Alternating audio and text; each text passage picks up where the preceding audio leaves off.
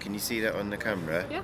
So it's called correct pronunciation is a Spakenkreuz. I suppose that would be the right angle there.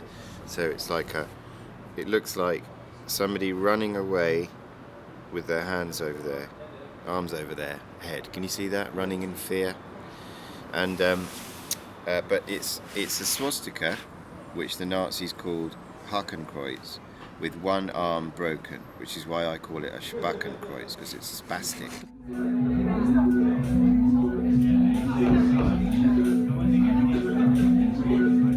It's like an anti-Nazi thing, but it looks a bit like a swastika, and so it conveys some of that fear that you feel when you look at a swastika.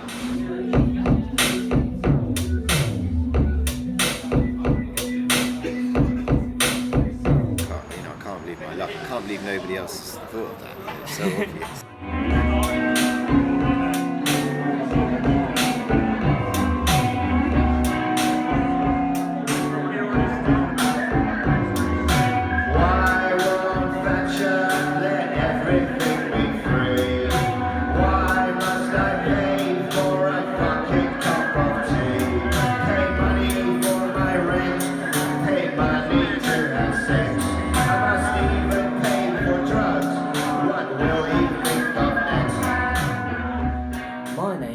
Alastair Shuttleworth, and over the past year I've been making videos showcasing an eclectic and exciting new wave in Bristol's underground music: punk, psych, folk, noise rock, electronic music, whatever the naturals are. Such is my civic pride that it's very rare that I show an artist who isn't from Bristol, but this is one hell of an exception: the rebel Ben Wallace.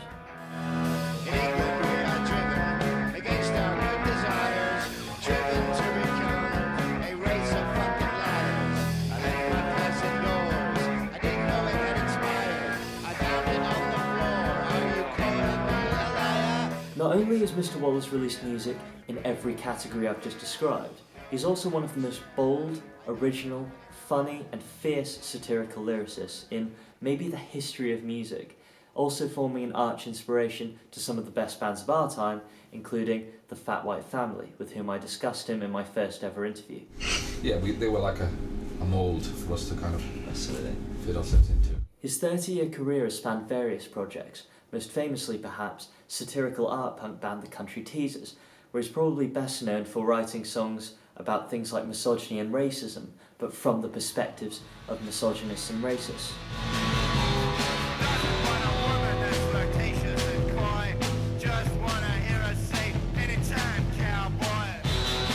We've also included clips of his live set, but 2 of the 3 cameras we were using stopped working after the interview, so the footage is not shit, but minimalist.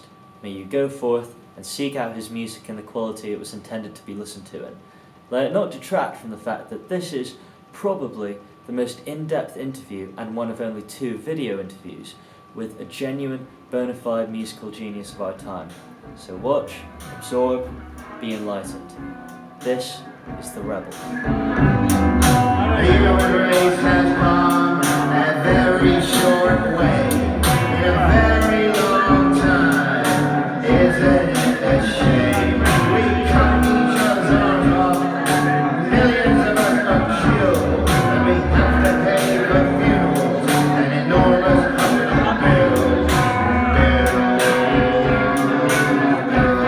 bills. My favourite song of yours as The Rebel is Riding in the Sun. Great. And on that song, you've got that part of it that sounds sort of like a commentary for like a history documentary, you know, like a Nazi. Is. Yeah. It's from a book, which I now can't remember whether it's a history of World War II or history of the Nazis, and at the end I quote another book, which is At Swim Two Birds by Flann O'Brien.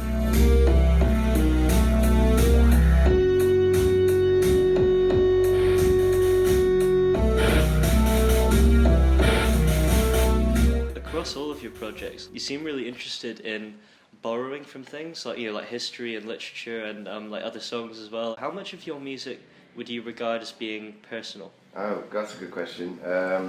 My lyrics are all autobiographical because they're all like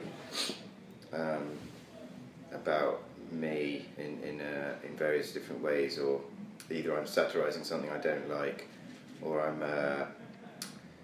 singing about something I don't like about myself, or singing about something I think's funny about myself, like how I see the world, how I was brought up, you know, how I'm a product of you know, the empire, basically, you know. Ringing, calling out my name.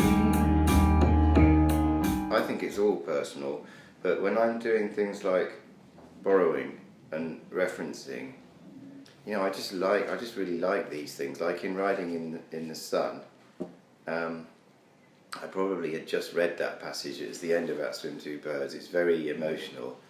And it's a very funny book, as you know. Then at the end, it's really sad. You know, this German guy who is obsessed with the number 3, and he has 3 cups of tea with 3 lumps of sugar in each, and then he kills himself. You know, and he writes goodbye, goodbye, goodbye. And that was like, oh my God. And I probably just at the time, as usual, was struggling for lyrics, and I thought, that's a good lyric.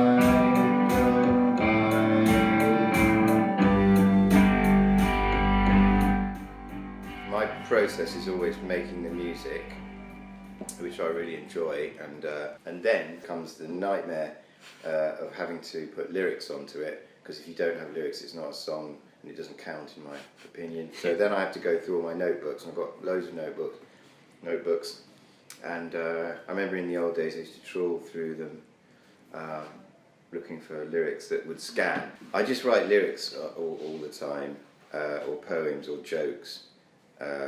Or routines, and then it's just luck what gets picked. I'm not really deliberately addressing taboo subjects. I'm just writing down what comes into my head, and the characters just write themselves, and they're mostly me, or exaggerations of me, things that I think in the moment, and then after I've thought about it for a bit, think, oh, I shouldn't think that, really, that's wrong. Yeah.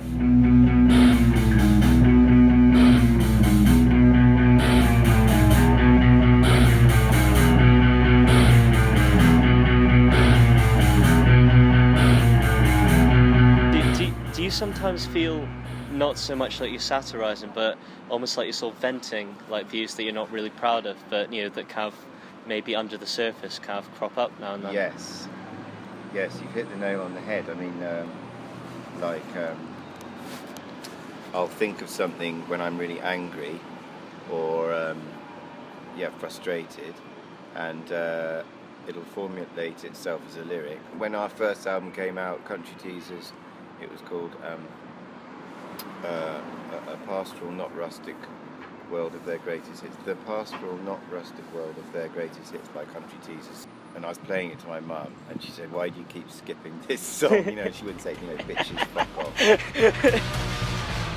tired of bitches, I'm tired of slagging, tired of whores, I'm tired of women. I don't like to talk. I don't even sing that song anymore, because I don't really feel.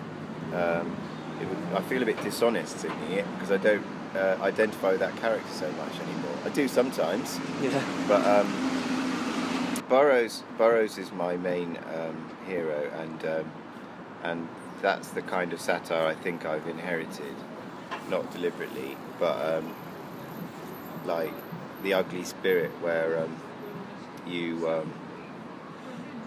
are, like you say, venting or expressing something that is in you, and it's not very good. It's not nice. And it's interesting to me to think of Burroughs as being like a vessel for what the white people kind of did to America, or in a bigger sense what human beings are doing to each other. And that would be, if I was put on trial for what I've sung, that would be my defence, that I'm kind of conveying something bad. But that could all be hogwash, because a lot of times I'm just trying to be funny and provocative. Bad music and try it underground, so maybe when it comes back up it has a pleasing sound. They did it in Iran and in Afghanistan, the woman-loving Taliban have taken this great land. My songs these days definitely aren't quite as I don't think I'm as angry as I used to be.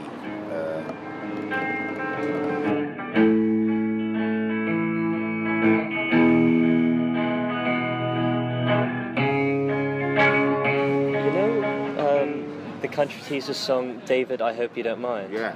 Who was that written about? Oh, David Edwards, who's the singer in a band called Duck Luggy, who were a Welsh band. Yeah, I've heard of them. Yeah. Yeah. So it was him, and he and I have been like pen pals for years. David, you don't do much singing, and your letters all say the same thing. The days melt into each other with the pills that you're currently taking. David, I hope you don't mind that I'm borrowing one of your songs. I tried to translate the lyrics, but I got them wrong. He was my hero, and so I sent a letter to John Peel to try and get to Dave Edwards. John Peel gave it to Dave Edwards, and he wrote back to me, and we've just been writing ever since, really. Hey Ben, I'm feeling much better than I ever felt before. So thanks for your typewritten letters, but I don't feel like singing anymore. I'm hearing your album just now for the first time. You don't sound like anyone else. But he kind of retired from music, and now they're back now. They played at ATP actually.